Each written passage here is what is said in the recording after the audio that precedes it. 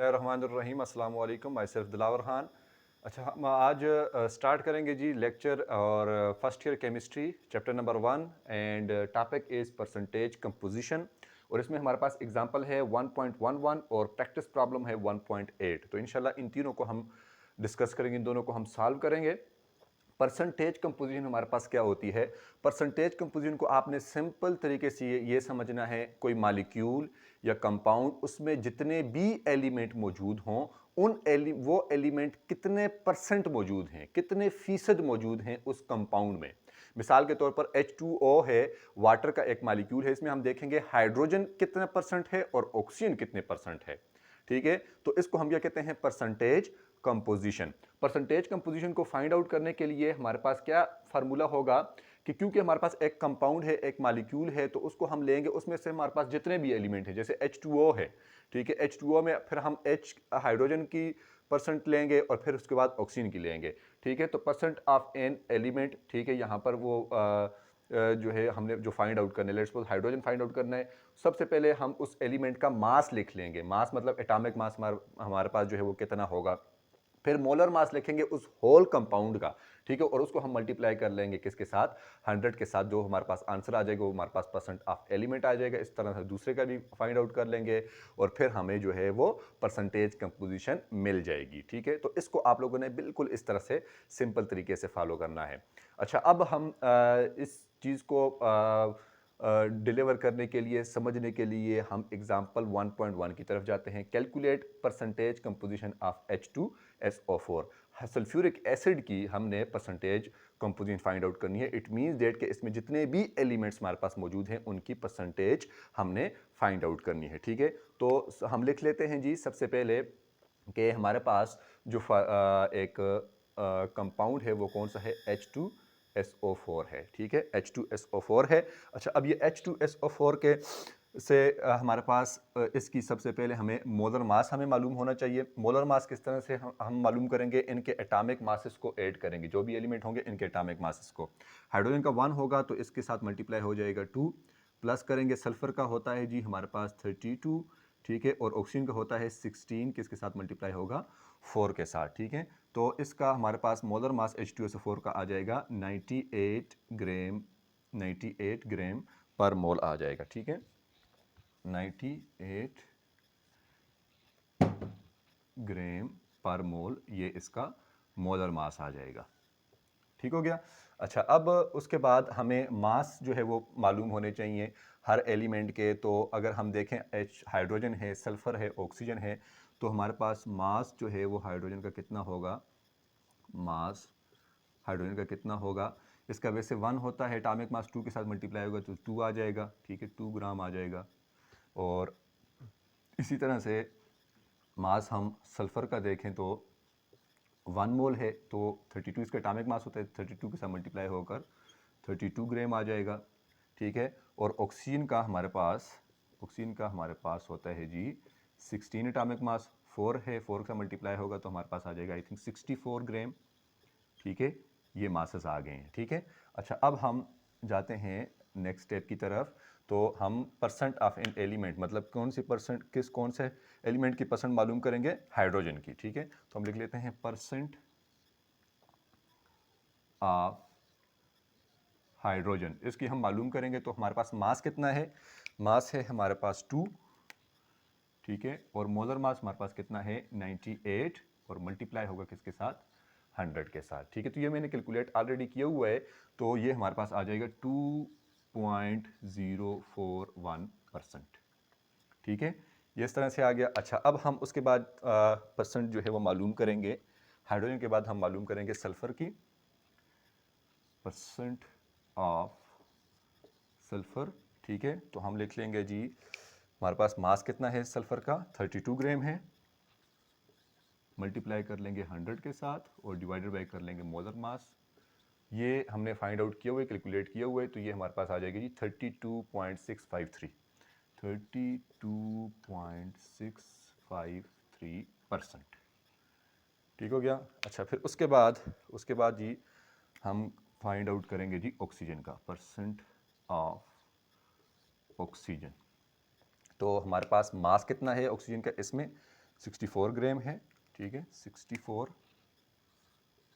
Multiply करेंगे 100 के साथ डिवाइडेड बाय 98, तो ये हमारे पास आ जाएगा जी 63.30, ठीक है। 63.30 या हमारे पास तकरीबन 65, सॉरी, ये हमारे पास तकरीबन आ जाएगी 65.306, 65.306। आप लोग भी इसमें कैलकुलेट कर लें, कैलकुलेशन जो है वो आप लोगों के लिए बड़ी सिंपल हो जाएगी। तो इस तरह से हमने ये तमाम की तमाम परसेंटेज कंपोजिशन जो है वो सल्फ्यूरिक एसिड की मालूम कर ली है। आप लोग देख सकते हैं हाइड्रोजन की, ठीक है, सल्फ़र की, ऑक्सीजन की, वही तरीका, मास of element multiply by 100 divided by molar मास, और हमारे पास जो है वो परसेंटेज आ जाएगी। ठीक हो गया। ये हमारे पास एग्जांपल 1.1 की जो है वो तमाम का तमाम सोल्यूशन आ गया। आप लोग इसका स्क्रीनशॉट भी ले सकते हैं। अच्छा, अब हम इसको रफ करते हैं।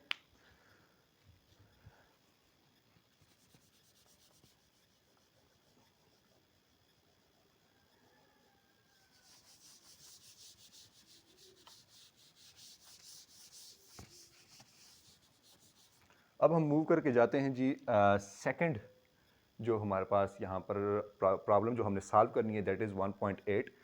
स्टेटमेंट हम पढ़ लेते हैं। What is the percentage of each element, इस यानी इसमें जो भी एलिमेंट मौजूद हैं, ठीक है, इस मालिक्यूल में जो भी हमारे पास एलिमेंट मौजूद हैं उनकी हमने परसेंटेज जो है वो मालूम करनी है। ठीक है, वही सिंपल सा आपके पास तरीका है, percent of an element is equal to mass, ठीक है, डिवाइड बाय मोलर मास और मल्टीप्लाई विथ 100 के साथ करेंगे। ठीक है, तो सबसे पहले हम कौन सा लेंगे जी, कंपाउंड लेंगे बेंजीन का। बेंजीन के फार्मूला जो है वो हमारे पास C6H6 होता है, और ये हमारे पास यूज़ होता है हमारे पास कई सारे इंडस्ट्रियल प्रोडक्ट्स में। अच्छा, अब हम ये भी कह सकते हैं कि दाग धब्बों को साफ़ करने के लिए ये बड़ा कोरोसिव सा होता है, इसको हम डायरेक्टली टच नहीं कर सकते हैं।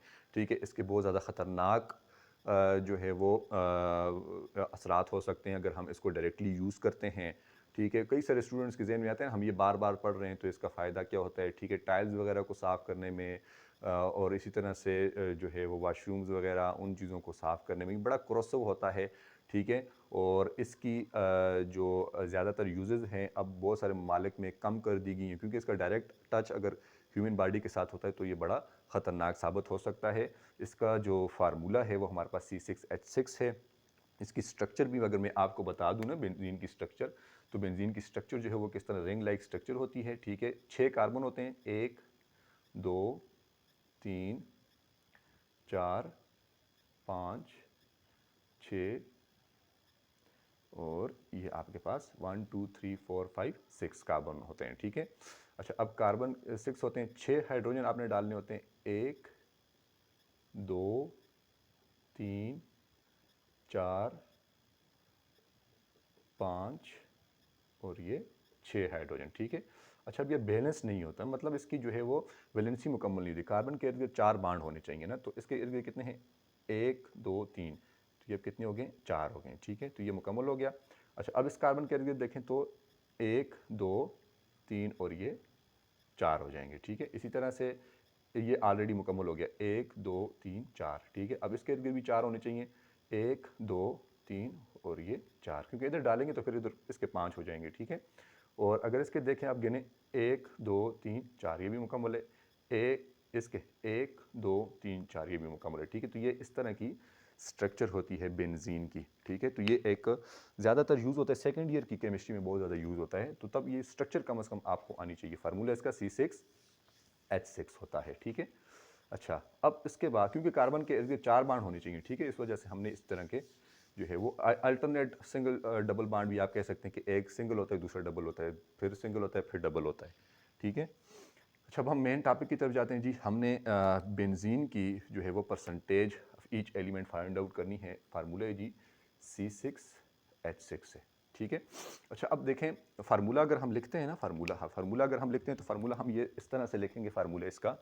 ठीक है, फार्मूला हम इसका इस तरह से लिख लेंगे कि हमारे पास क्या होता है जी, कि परसेंट ऑफ एन एलिमेंट ना, ठीक है, एक एलिमेंट की परसेंट क्या चीज़ होती है, is equal to mass of element divided by molar mass of compound. ठीक है, एम से मैंने डिनोट कर दिया मोलर मास को, और multiply with 100 is equal to answer आपके पास आ जाएगा। ठीक है, अच्छा, अब इसके लिए देखें आपको मोलर मास सबसे पहले आना चाहिए। मोलर मास किस तरह से आपको मालूम होगा?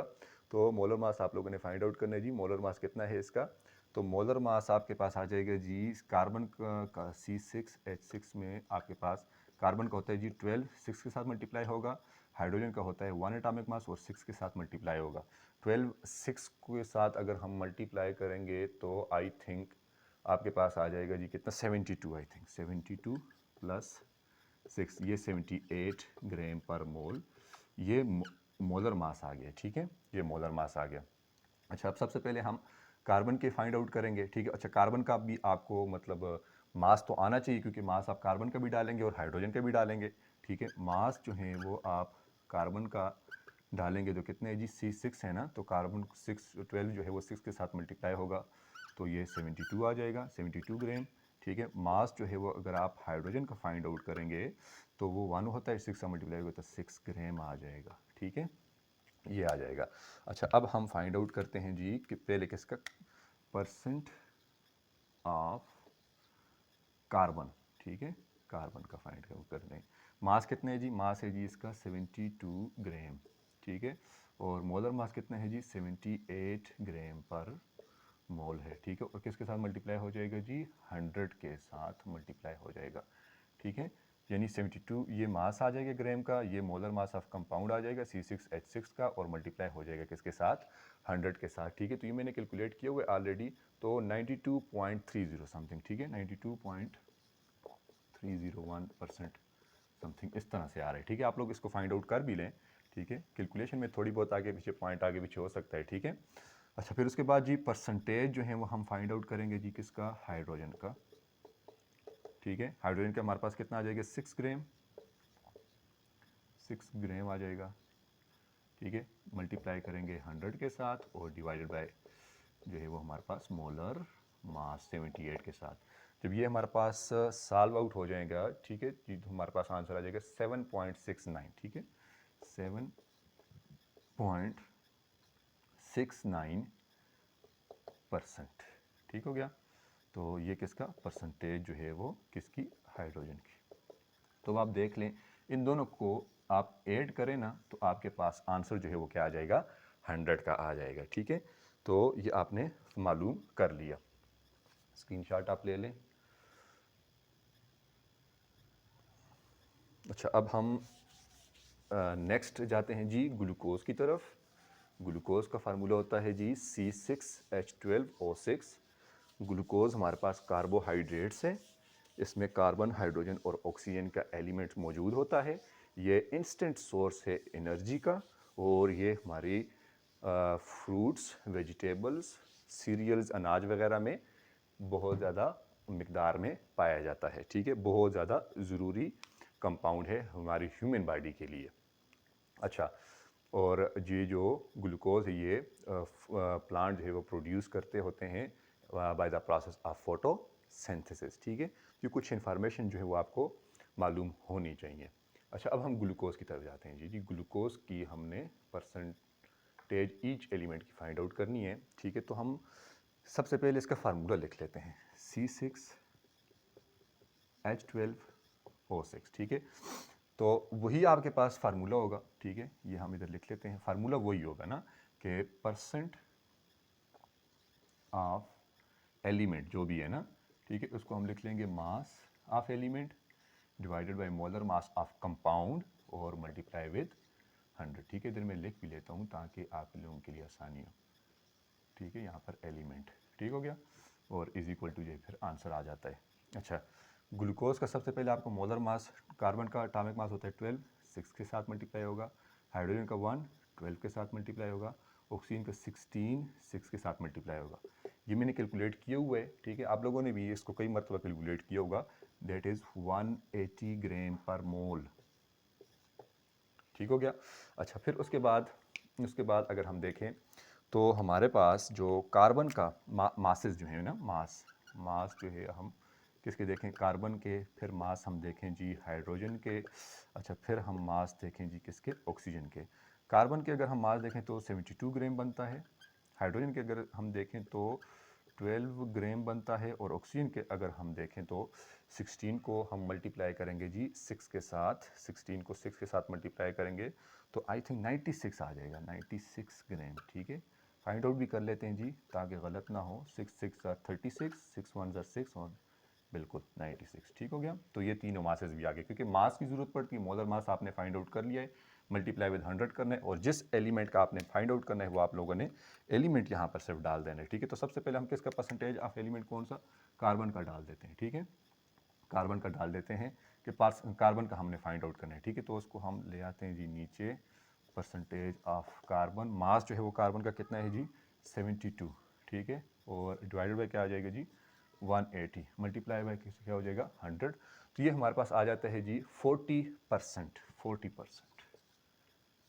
ठीक है, कमोबेश हो सकता है, पॉइंट जो है वो आप लोगों ने फिर देख लेना है। ठीक है, 40%। अच्छा, फिर उसके बाद परसेंट ऑफ हाइड्रोजन को अगर हम देखें तो परसेंट ऑफ हाइड्रोजन में अगर हमारे पास मास कितना आ जाता है जी 12, मल्टीप्लाई होगा 100 के साथ डिवाइडेड बाय मोलर मास। ठीक है, तो ये हमारे पास आ जाएगा जी 6.66%। ठीक है, फिर उसके बाद परसेंट जो है वो हमारे पास किसका आ जाएगा, ऑक्सीजन का आ जाएगा। जब ऑक्सीजन का आ जाएगा तो हमारे पास ऑक्सीजन का जो हमारे पास मास है वो कितना है 96, मल्टीप्लाई हो जाएगा 100 के साथ डिवाइडेड बाय 180। ये हमारे पास आ जाएगा जी टोटल 53.33, 53.33%। अच्छा, अब इन तीनों को आप ऐड करें तो आपके पास टोटल जो है वो आ जाएगा कौन सी परसेंट, 100% आ जाएगा। ठीक है, 100% जो है वो आपके पास ये आ जाएगा। अच्छा, अब आप लोग इस चीज़ को देख लें कि एग्जाम्पल 1.1 में हमने एक एक एलिमेंट की हमने वो चीज़ फाइंड की है, फिर उसके बाद जो है वो हमने बेंजीन में फाइंड आउट की है, फिर उसके बाद हमने ग्लूकोज में हर एक एलिमेंट की जो है वो फाइंड आउट की है। तो इस तरह से हमने परसेंटेज कंपोजिशन जो है वो फाइंड आउट की है। तो इसका भी आप लोग स्क्रीनशॉट ले लें। तो आई होप आप लोगों को ये समझ आया होगा। तो इंशाल्लाह उसके बाद हम देखेंगे, जाएंगे नेक्स्ट लेक्चर की तरफ, नेक्स्ट वीडियो की तरफ। जस्ट आपने हमारी एप्रिसिएशन के लिए कमेंट करना है और हमारे चैनल को सब्सक्राइब करना है, वीडियोस को लाइक और शेयर करें। अपना बहुत सारा ख्याल रखें, मिलते हैं इंशाल्लाह नेक्स्ट लेक्चर के साथ। तब तक अल्लाह हाफिज़।